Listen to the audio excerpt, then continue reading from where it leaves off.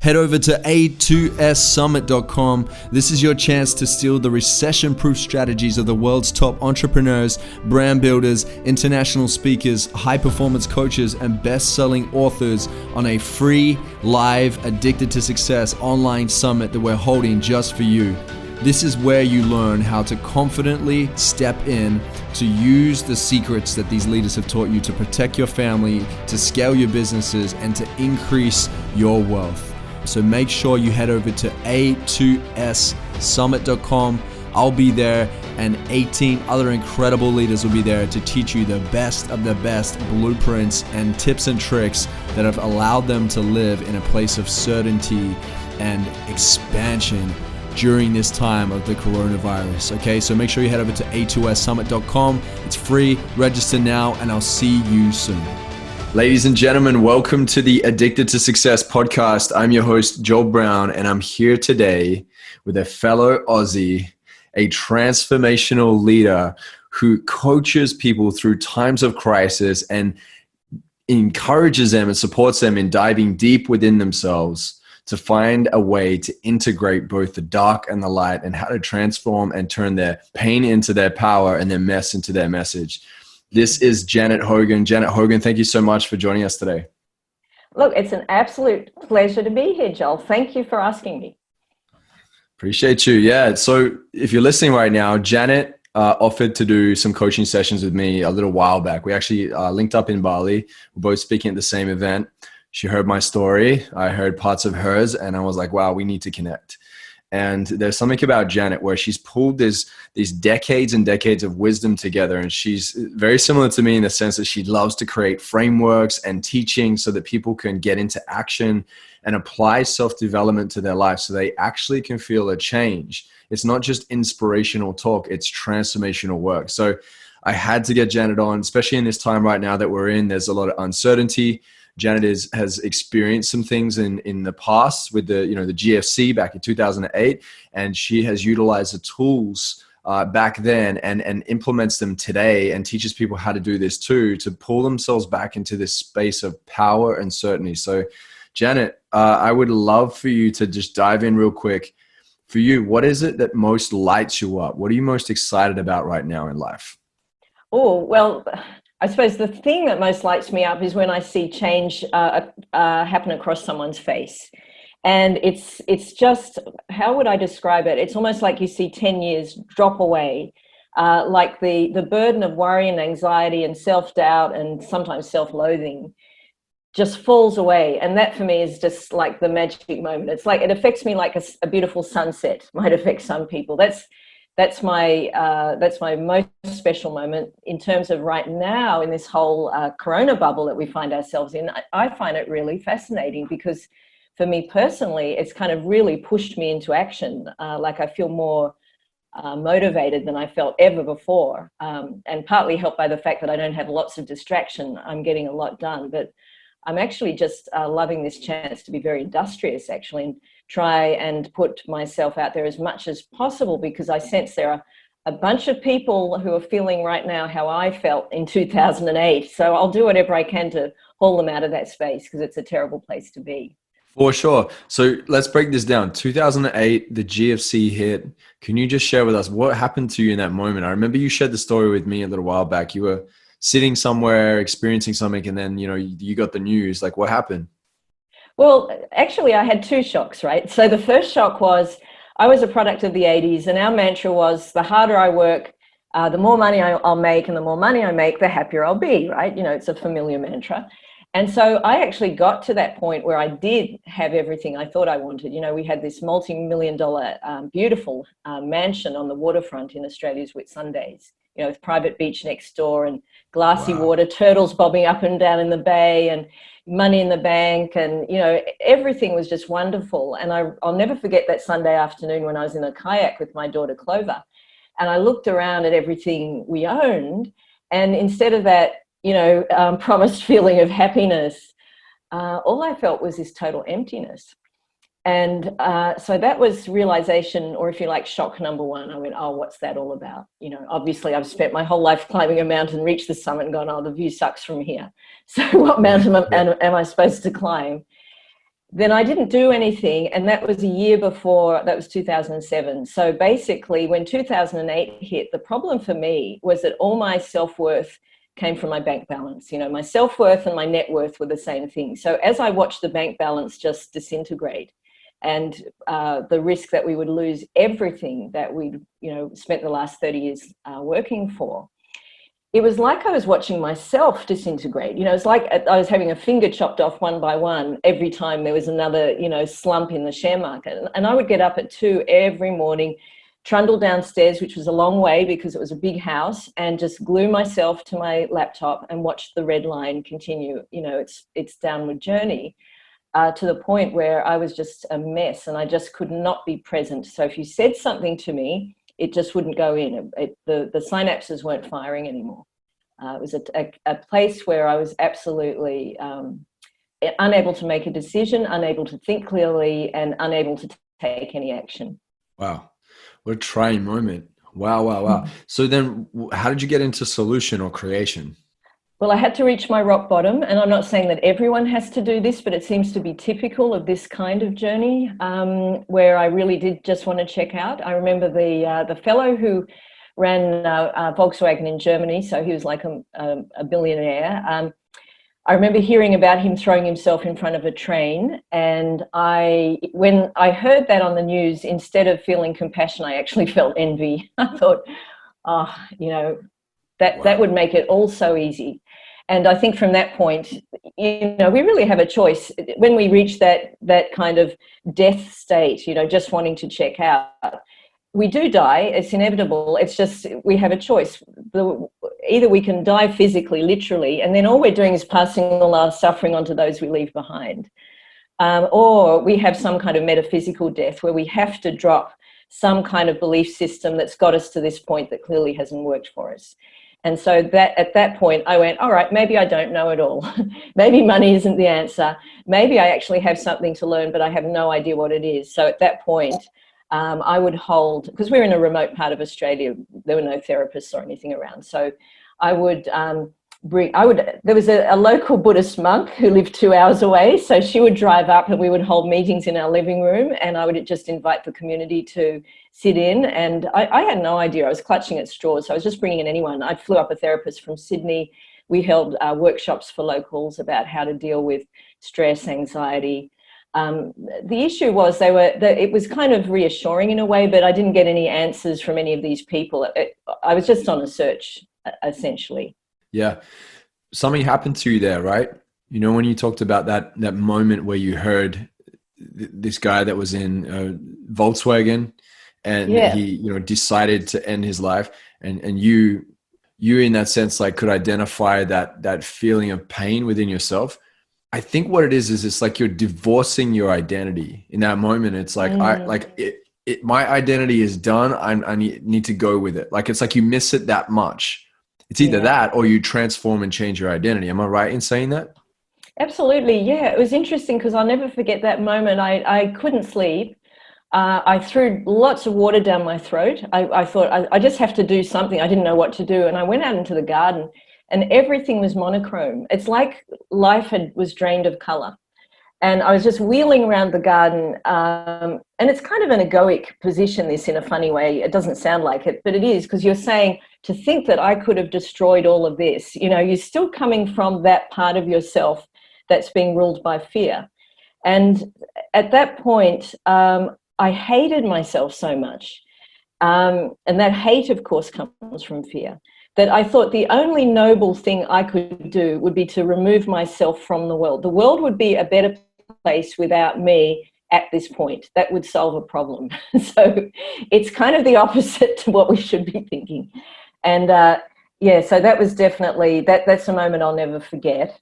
But unfortunately, the solution didn't come for several years later. In the meantime, I got post-traumatic stress disorder from that. And so I had to kind of sit with myself, unable to think clearly. And that was very debilitating because I never knew really if the synapses would start firing again. That's why I really feel for people who are going through this now, because I know what they're going through. And I'd really like to say it doesn't have to be this hard. It doesn't. I felt terribly isolated, and I think that's a common experience, that we think we're the only person in the world this is happening to. I remember talking to my financial consultant when we were talking about this mooted crash.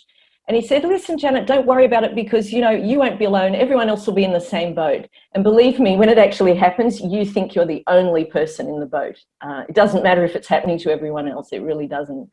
Yeah, for sure. I remember I was having a conversation with Tony Robbins maybe 3-4 years back. And he was sharing that there was this billionaire in Europe. I can't remember exactly where it was. It might have been Russia or, Eastern Europe somewhere. And he was like number 3 or number 4 on the list as the top billionaires, right? And this was his whole claim to fame and, hardworking guy, and built the companies ever since he was, a teenager and so on. And when this GFC hit, he was feeling this much pain, as you were saying, you go through that feeling like a lone wolf, like an alien. You're feeling like no one understands you. You're going through this struggle yourself. There's so much pressure on your shoulders. He decided to jump off a building. And what happened was, I think it was maybe 2 or 3, maybe it was 3 years later, his net worth actually increased even more with all the assets and everything that were left behind, that he ended up moving to like number 2 on the list of top billionaires in the country, but he wasn't around to experience it because he put so much of his identity in his significance and his titles that he would rather die than to lose that, identity, which is, wow. It's like insane how we do this, and I think that what we do is we got to be careful of feeling like we're going to be safe in our identity rather than being safe in actually how, like you and I were talking about this before, we can't control the corona stuff. We can't control the media and everything else that's going on, but we can control our own space. And even then that can be challenging at times, right? Yeah, well, I realized, I was very, very tied up into real estate. Like we bought and sold and renovated about 100, I think I counted 117 properties. In fact, Ralph and I drove past one a few years ago. We couldn't even remember if we'd actually owned that one. And we went, oh yeah, we did own that one. That's crazy stuff. Because the sense of self is coming from that, right? And in the process, because we put all our energy into that, we don't put any energy into who we are. So my asset base is totally internalized now. It's not externalized. I'm staying in a nice place here, but we rent it, and I love it. There's no weight of responsibility. And I'm not saying don't own property. Property is a great investment, but what I'm saying is don't use that as your justification for who you are and your significance. So what I do now is build on my internal assets. That's where my real value lies. And that's a constant journey, but there's no judgment in that journey. I love it. I think that's the most exciting frontier of all, is developing ourselves, not developing property, but going inside and building up that asset base. That's our real asset base. I love that word, internal assets. I love it. Like I'm developing my internal assets. And it's so true because you take you everywhere you go, right? You are where your feet stand. And I put up a quote earlier that said something along the lines of, it's not even about achieving the goals. It's the shaping of your character and your pursuit of your dreams that makes you that valuable person that you are, right? And I think a lot of people miss that point. And for me, it's always about flexing. It's like, how can I flex my potential as often as possible? Because there's something about that, right? Like even this struggling time that a lot of people are in right now, you're literally at a fork in the road. It's like, do I become the victim or the victor? Do I get to choose whether I'm going to use this time for creation, use this time for maybe even like nurturing yourself and some self-love if you've been denying yourself of that for so long? Or am I going to sit and watch the news 24/7 and feed my mind with fear-mongering tactics and everything else that a lot of people are being fed by? So we're in a really interesting time right now. I think even spiritually too, like a lot's shifting, and a lot of people are having to wake up to the fact that a lot of what they thought was real was actually an illusion. And a lot of what they've been avoiding was actually real. Yes. Yeah. And I think the fear for a lot of us, this is the thing, it's kind of hard making this shift from thinking of yourself as the summation of all these external things. And that can include, social media followers and all sorts of things. It's not just real estate, but it's stuff that's external to us. It still relies on the approval of others. Shifting from there to going, actually, I want to build myself. I know my feeling and my fear whenever I thought about this was, yeah, but what if I start digging and there's nothing there? You know, for a long time, I thought my core destructive belief was I am nothing. It turned out to be something even deeper than that. But that was my fear. I thought I was kind of like one of those Russian Easter eggs, you know, that was all beautifully painted on the outside, but when you open it up, there's no yolk, there's nothing. And I thought, yeah, is that what I'm going to find? And I have to say that I've never worked with anyone who has found that. The process, and this is the wonderful thing, if only more of us knew about it, is if we do go on this inner journey, there are only riches to be found. The problem, I think, is that we've been conditioned to run away from pain, physical pain. You know, even women now having cesareans so that they're spared pain. It's kind of gone crazy. You know, we've moved so far away from our natural selves. But emotional pain, I think, is more confronting for a lot of people because it's what we've been conditioned to run away from. So that's been my, if you like, obsession to go, okay, because I am a doctor's daughter, so I am all about, you know, surgical precision. Let's go from here to here to here to here and get you out as a healthy person on the other side. But in the emotional arena, that kind of means making a safe place for you to go to that dark part of you, because we all have a dark part. And there is extreme beauty in the dark part. I mean, imagine life if it was daytime all the time, how intolerable that would be. And yet we don't tolerate darkness in ourselves. We go, no, I just want to be sunny and bright all the time. And unfortunately, we can't live with that. And the irony in that is that because we're running away from it, it comes to pursue us. And that's why we suffer at times like this, because we haven't actually gone within ourselves and we become very vulnerable to what's happening outside of us. Yeah. It's like, how unrealistic can I be with myself today?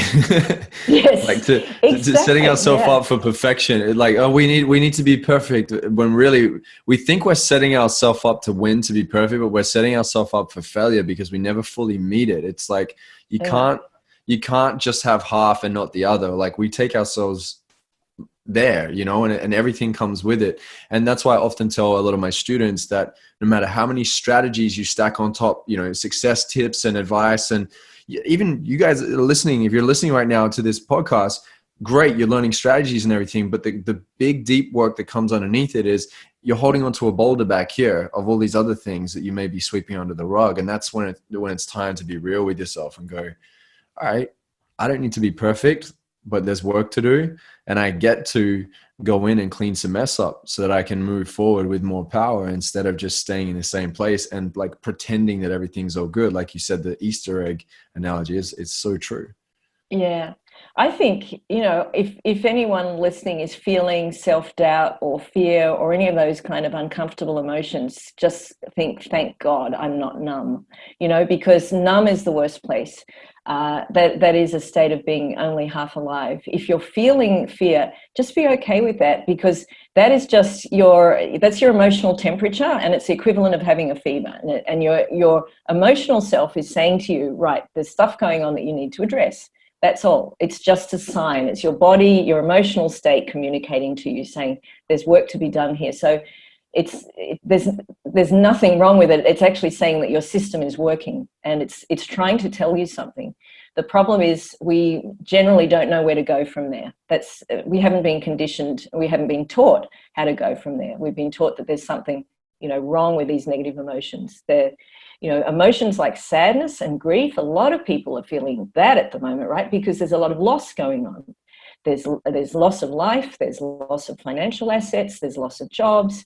And so to be able to just sit with that grief, in fact, if you're feeling that right now, put on the most melancholy song that you can find and allow yourself to go there even quicker and just sit with it, because that's part of who you are. That's part of your, you know, like an artist has a palette of colors, you have this palette of emotions, and you're born to experience these. And when you come out the other side, in my experience, what you feel is relief. You don't feel more grief, you just feel relief. So this is a time where we can start experimenting and playing around a little bit, right? Because there's no shame in this particular crisis. Not like the global financial crisis. There was a lot of shame in that because we were accused of being the greedy generation, and we were getting our just desserts. This one comes kind of guilt-free, so make the most of it. Yeah, that's such a fair point. And that's what it is too, Janet, from what I can hear you saying, is accepting that you're human, accepting that you get to feel those emotions is even an honor and such a great privilege to be able to even feel something. Because, you know, there are people that have passed that would do anything to feel something again, you know, even for a split Mm, second. So, you know, we get to feel these things. And I think the important thing is to not identify with it and go, that sadness, that means I'm sad, and then and mm. like fusing with it and going, this is me for the rest of my life now, right? Yeah, it's about being a bit counterintuitive, actually. It's if you can, I mean, the first step is to be able to name the emotion. Straight away, you're starting to move away from it. You're creating a separation. So you're witnessing your own self, if you like, or the emotional part of yourself. If you can give it a name, whatever that is, and you can give it a terrible name if you want to, it doesn't really matter, but just name it and then allow yourself to actually fully experience it. And wherever you are, you might be lying in bed or sitting in a chair or walking around, just allow yourself to fully experience it. And then inevitably you will come out the other side, but you'll be richer for it, right? And you'll start to be able to play with it more. It's a practice, like everything, it's a practice. We have to practice feeling bad, not being bad, but just allowing ourselves to experience that, and then it won't continue to haunt us and chase us. We won't be so scared of that feeling. Yeah, beautiful. So, how do we conquer the inner limits of crisis and fear that's within us? If someone's listening right now and they're like, okay, this is all great, good news, I can hear what you're saying. Like, what are the steps? Do you have a framework? Do you have anything that people can start actioning now? Because the Addicted to Success audience loves actionable episodes where they can write things down and you know, get things from on pad and paper to really look at it and observe it and get into action. Absolutely. Yeah, well, I was obsessed by this because I put together a program called The Fifth Door, and which was all about helping you get clear on your life path. But what I found was I could get people clear on their life path so that they knew exactly what they were supposed to do, but then inevitably they would trip themselves up before they crossed the threshold. And I thought, what's that about?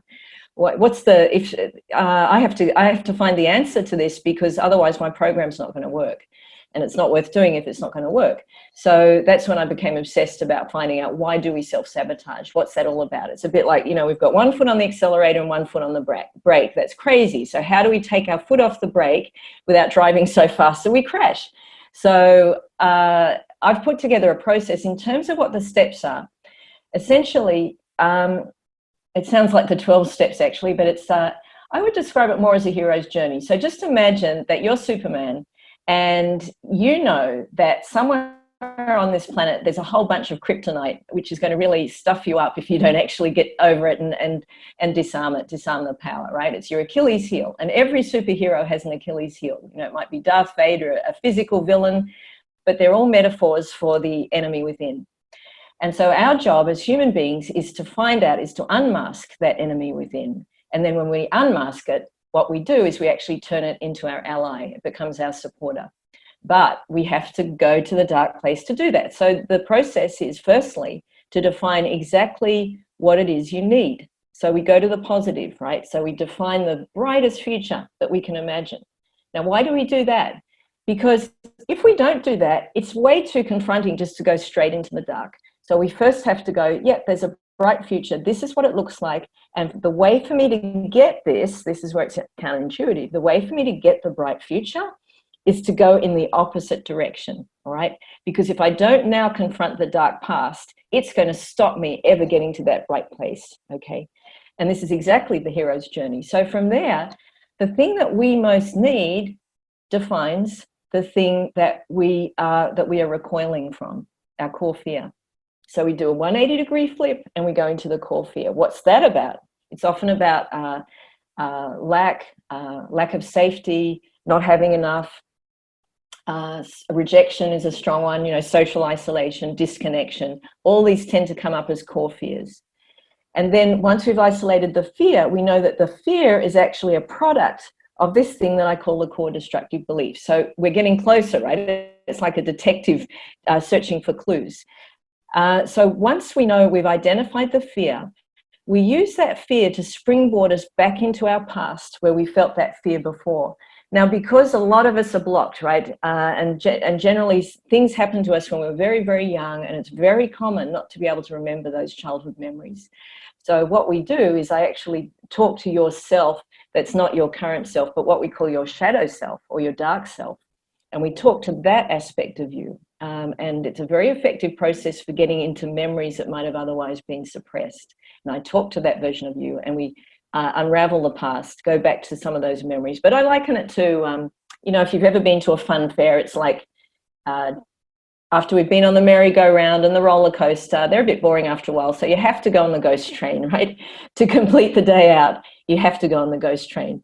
But knowing that once you jump on, you're not going to stay there forever. There's light at the end of that tunnel. You jump off and everything's right. So that's what we do. We go on your version of the ghost train. And then I present people with a list of core destructive beliefs. So this is what you need to do. You need to actually look at all the typical core destructive beliefs. It might be, I am stupid. It could be about a physical defect, so, I'm not pretty enough.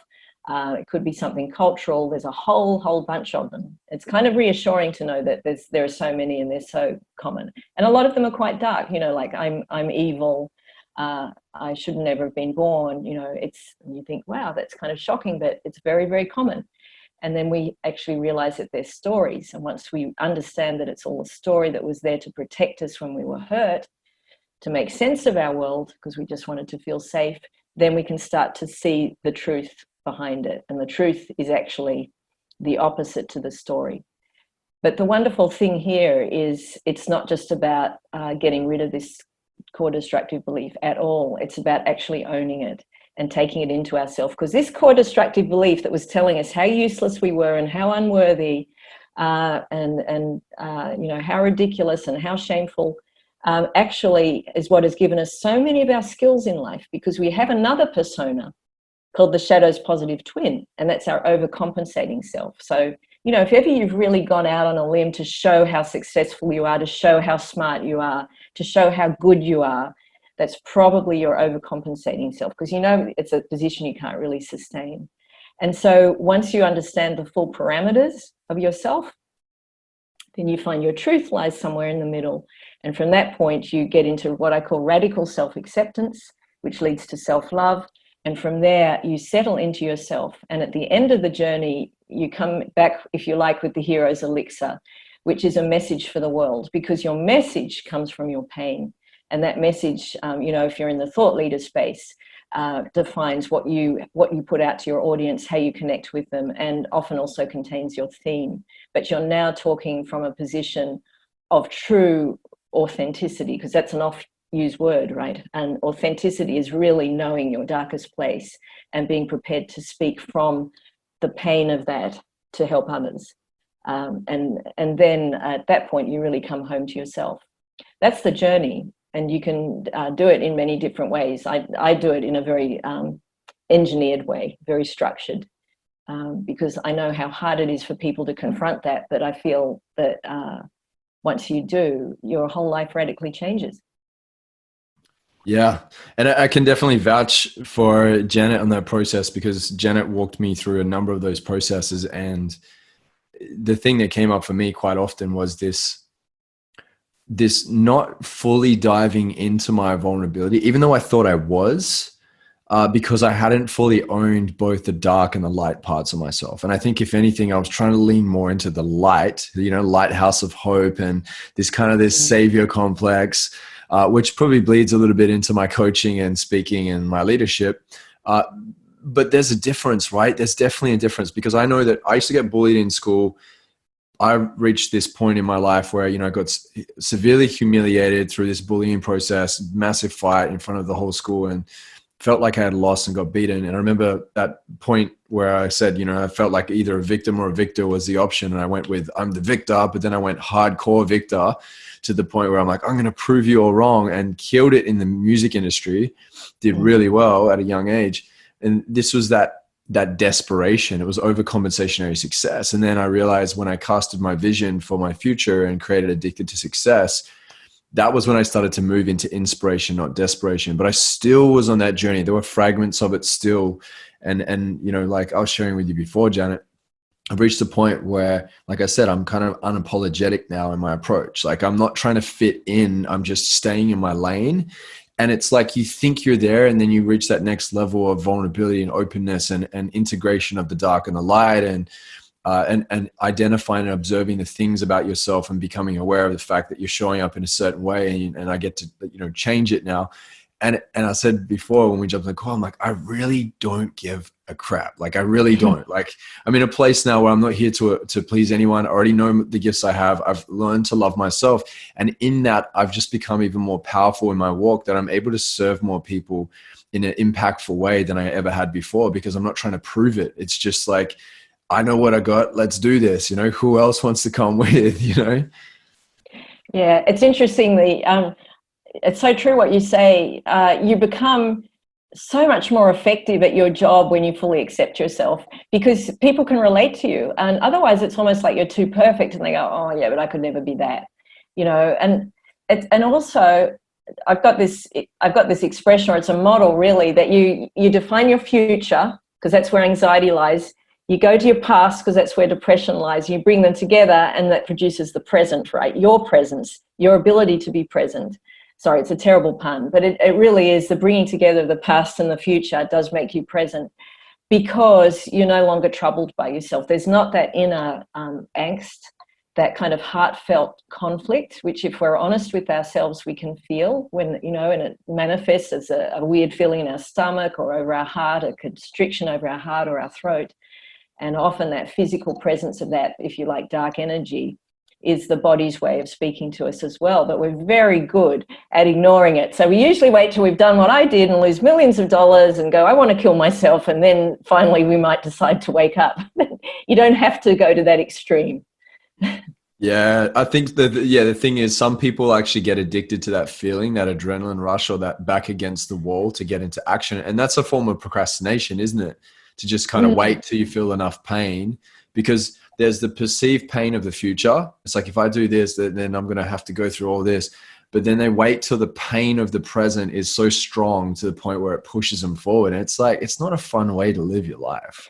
No, it's not. No, I know my core destructive belief actually is I'm naughty, because I was that generation that got, I tried to actually dislodge my little sister because I was a very overindulged firstborn. And I think sibling bullying is a really serious issue for a lot of people. And my sister and I have worked through this, by the way. But how did you heal it? Was it just like wasn't it like acknowledging the fact that you were showing up like that? And then was it like a forgiveness process, or how did that work? You know what? All it was, Joel, and this is the funny thing about core destructive beliefs, is you only have to see the belief. The words come up. I didn't do this myself. I was working with someone who's a mentor of mine, who shared this with me, this aspect of the process. And as soon as I said, I'm naughty, I went, oh my God, that's it. Because it's played out throughout my life. It's why I took a risky margin loan. It's why I did a bit of acting in my past, and I would turn up, like an hour late for the call session, something I would never dream of doing now. This self-sabotaging behavior of, I can get away with it because I'm naughty, because we turn it into, I wasn't conscious of it, by the way. I'm only talking retrospectively when I look back at my life, how it played out and how it played havoc. But what happens, that pain of, in my case, the shame of being scolded by my mother, you naughty, naughty girl, it's like it becomes a mental tattoo. And so we take it as gospel because we don't know any better. And a child will always blame it themselves. We never blame the adult or the perpetrator. That's just the way it is, because we want our world to stay safe. We don't want to rock the boat. We'll do whatever they say. So if she's saying I'm naughty, I'm naughty. And accordingly, there's a punishment attached to that. So the punishment for me was not being able to be myself. I was just in a room by myself, not speaking. Being on a podcast like this is my idea of heaven, because I'm able to express myself, because there was so much pain associated with not expressing myself. So I punished myself basically for about 30 years by being a massive overachiever, working behind a desk, not in my flow at all, managing people, which I'm terrible at. But just putting my nose to the grindstone. And it was only later when I actually did all this work on myself and worked with some wonderful people as well, that I went, oh my God, my whole life has been a charade. But I'm so grateful to be in this place. Honestly, so grateful. Yeah. I'm going to get super vulnerable right now. And I like that you shared what you did. And I think this is the power of vulnerability, is we get to really accept the parts of ourselves that we have been pushing back for so long. When I did a session with you, and for anyone listening, like Janet has mentored me in such a beautiful way. She walked me through these processes, and I was able to identify a lot of things that a lot of other coaches and mentors weren't able to support me in. And one of the things that when we went through that process, you know, how you're talking about that, the core limiting belief or destructive belief, I think we're going through like a list of them. And I was like, you know, I'm not good enough. I don't have enough. Failure, mistakes are bad. And the one that got me, like punched me in the gut, like was, I don't love myself. And I remember I kept going through and I was looping around on some of them that were like, when I was getting that emotional feeling, I was like, I don't love myself. I don't love myself. And I remember feeling this overwhelming feeling of emotions and just like tears coming out. And I started crying, you know, when we did this process. And I think the fact that I, in that moment, accepted that I don't actually love myself, when for so long I was telling myself that like, I don't need to do this self-love stuff because I do love it. That's the part that felt like it hurt the most. Because I was realizing I was rejecting myself for so long. And I think so many people that are listening right now are probably resonating with this. Maybe you're feeling emotional right now, just even thinking about it yourself. That's where you get to do the work. Yeah. That's where the transformation is. Yeah, that pain of self-betrayal,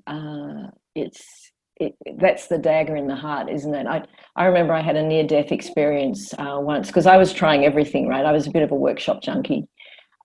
Just trying to get to the bottom of all of this. And I went to a boot camp, a Face Your Fears boot camp, and where we went through a simulated death experience. And so a guy came up to me, he looked quite, you know, like he was a big guy, a big strong guy, and his job was to squeeze my carotid artery till I passed out. So I thought, that's fine. I'd signed my telephone book's worth of disclaimer forms. So according That's intense. Given it, wow. Yeah, it was. It's interesting because it was in a workshop. Maybe I'm just terribly trusting, but because it was in a workshop context, I wasn't that scared. It wasn't as if like being in a dark alley, for instance. But anyway, he came up, and just before he squeezed my neck, I was actually curious, because I thought, oh wow, you know, I might feel that, you know, that euphoria that they talk about at the end of you see the light at the end of the tunnel, or your life flashes before you. And instead, as I passed out, I just heard this voice, and the voice said, oh, Janet, you've let everyone down. And then when I came to, I was just a mess. I thought, how could this be? Because my whole life had been about self-sacrifice. So who did I let down? How could that be, you know, on Judgment Day, if this had been my real death and that's what I'd heard, how ironic would that be, that I'd worked so hard, been a great mother and wife and worker and career person, and we had about 6 different businesses, and, you know, this tireless worker. Why is that the final judgment call? And I was quite angry at that point. And then it just hit me like a ton of bricks.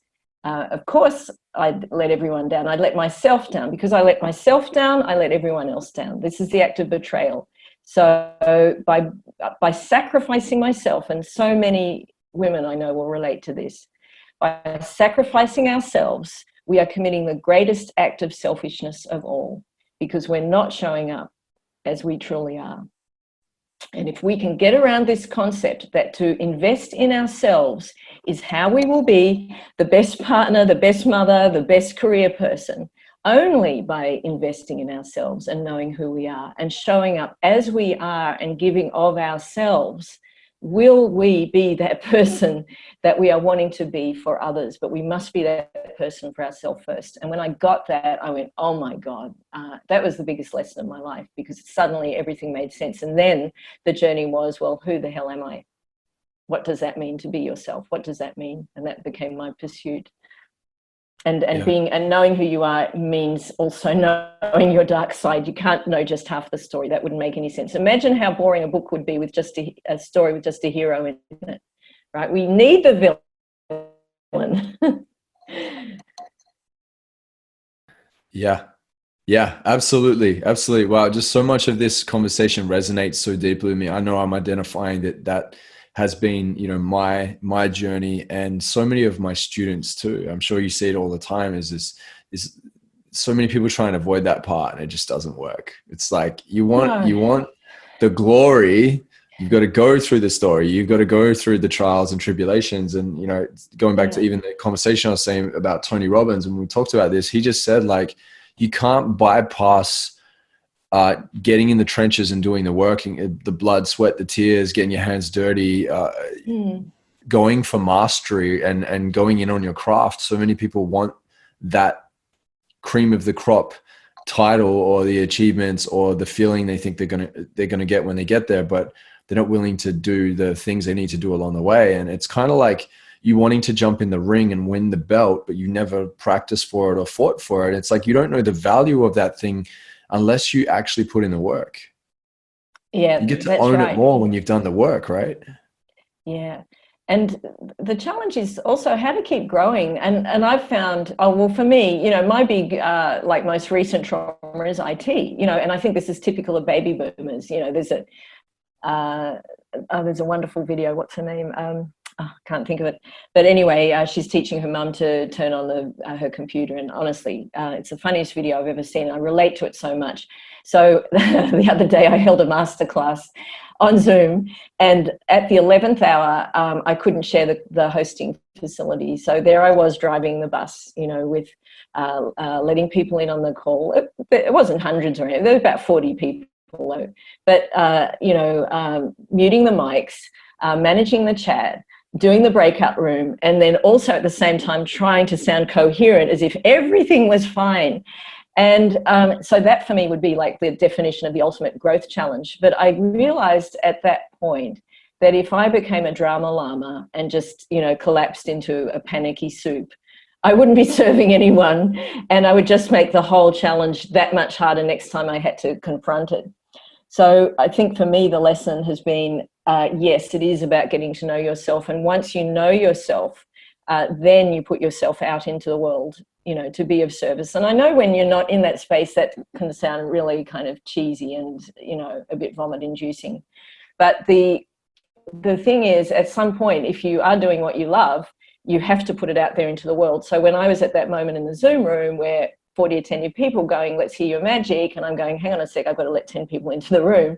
I thought, right, I can't let these people down. So that was the line that stuck with me, that I'd let everyone down. And so from this moment forward, I could not let those people down by being someone who was succumbing to instant fear like that. And I think this is where life gets really exciting, where we constantly put ourselves in these ridiculous situations, where we're being pushed, and knowing that we can make a total idiot of ourselves, and it's okay. There's no shame in it. So equally, in that situation, I could have said to that room, you know what, guys, all this is going on, blah, blah, blah, blah, blah, and they would have been fine with it. So I think this is where we go to, once we can accept ourselves, this is where we must go to next, where we can put ourselves in the potentially most humiliating, terrifying situations and be okay with it, that we'll be okay no matter what. Yeah, amen to that. Amen to that. So, if you're listening right now, we're talking quite often in this conversation about no more self-betrayal, right? Owning the parts of yourself that you've been putting off for so long, and not putting your worth in the things that you have or you do, and putting in who you are and really diving into that. And so I think that ultimately, Janet, when you trust yourself, it changes everything for you, right? Like you have this different outlook on life and a view on life. And I think in this time that we're in right now, some people see it as a crisis. Some people see it as an awakening. Some people see it as an opportunity to create, some to wind down and chill out for once. When you trust yourself, if you're ever in economical challenges or, in sickness or needing to support family, it's like you trust yourself that you have everything within you and around you to make anything possible. And I think if that's if you pick up lessons in here today in this episode, and then you work out a way that okay, I'm going to apply this to my life today, that could be the difference between you sitting at home feeling stuck or you feeling like you're progressing in this time, right? Yeah, absolutely. And if you are feeling stuck, that's totally normal. It's very normal, and you're feeling stuck for a reason, because there is that inner force that's actually pulling you back, and it's not actually a malevolent, malicious, evil force. It's just something within you that's been within you since you were very young to protect you.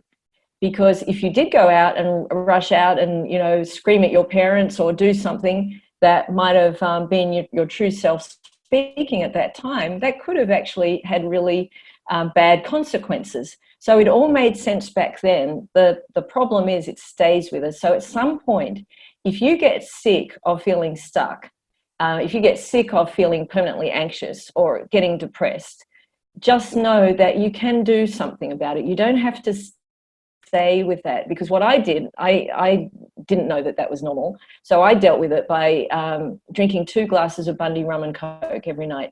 But over the years, the glasses went from being about that big to, we actually used vases in the end. And so long as I kept to my 2-glass limit, all I was doing was delaying the inevitable. I was just numbing myself until such point where if I was going to change, it would become as a radical crash, which is what it had to become. It doesn't have to be like that for you. What I love about this generation coming through is I'm seeing lots of people willing to do this work at 30. You know, traditionally it was at 50, midlife, but to see people doing this work, it means you have a whole, you get it 2 decades for free. Yay. You know, where you get to actually be in charge of your life and not a victim of it. So yeah, that would be my message. If I had my life over again, and I have no regrets, because I needed to learn the hard way, but if I had it over again, I would definitely be doing this work at an early age. I'd be curious to see who I could become from that early pivot point. Yes, yes, yes. So Janet, what courses do you have out right now? I know you launched something recently. You've got some new things opening up. So if anyone wants to do some work with you and get some guidance from you, how can they do this?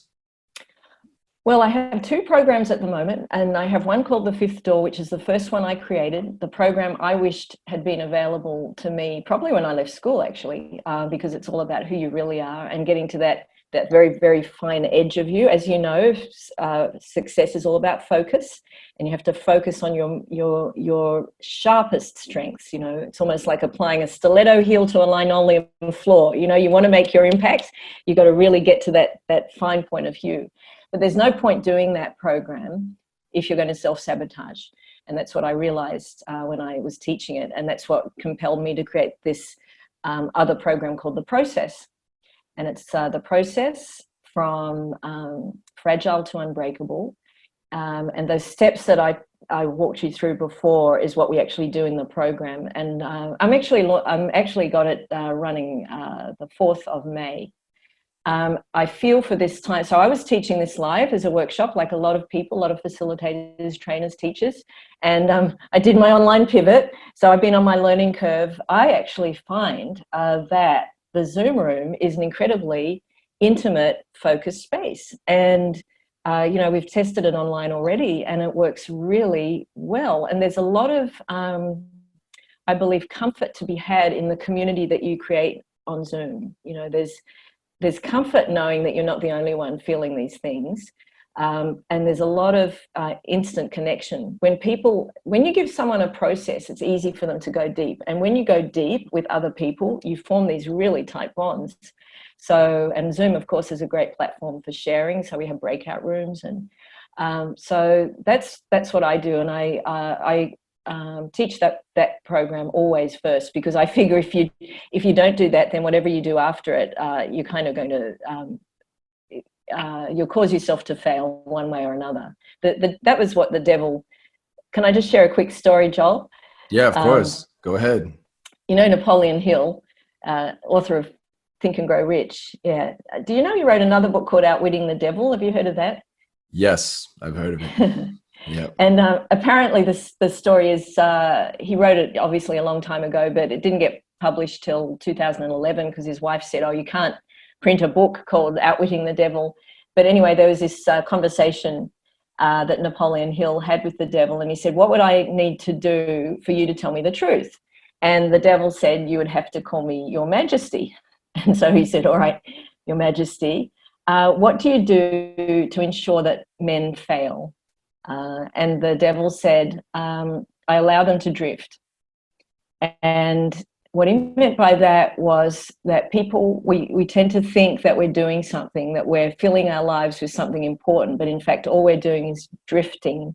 And the inevitable passage of drift is always going to be downwards, right? Because we're just allowing the current to take us wherever it will, but we're not steering the boat. And the devil said, the man I hate the most, because this was written a while ago, so it was all about man, not but the person, if you like, that I hate the most, is the one who can think clearly, make decisions, and take action. And they're the three things that I couldn't do when I was frozen by fear in 2008. And I stayed in that state for about 18 months. And when I finally did take action, I was so frustrated. I took a diabolically wrong action.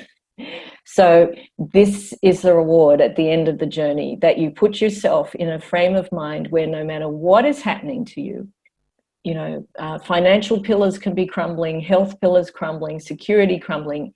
The whole world can feel like it's falling down around you, but you stay solid and able to. The most important thing that you can do in this time is to be able to make good decisions and then take action. And that's the goal at the end of it, that we conquer fear so that the devil, if you like, isn't controlling you anymore. Yeah, that's definitely the quality or the key to the quality of life, is to make better decisions. And, you know, we don't have all the answers straight away. It's about experiencing, right? Getting in the trenches and getting out there. And I love that you highlighted that. That's so great. So Janet, how can we find you online?